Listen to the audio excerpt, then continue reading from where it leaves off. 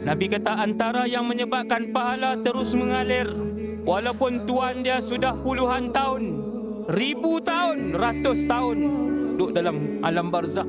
Nabi kata antaranya membina masjid. Cari masjid-masjid yang dibina, masuk walaupun RM1.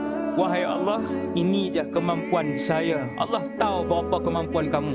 Kita tak perlu nak bohong siapa-siapa. Orang lain kanan kiri kita boleh bohong.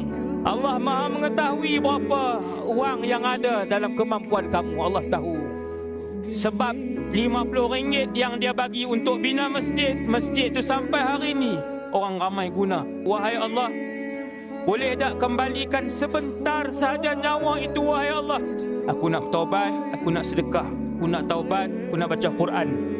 Aku tahu ada kematian, aku tahu ada barzakh, tetapi aku lalai, wahai Allah.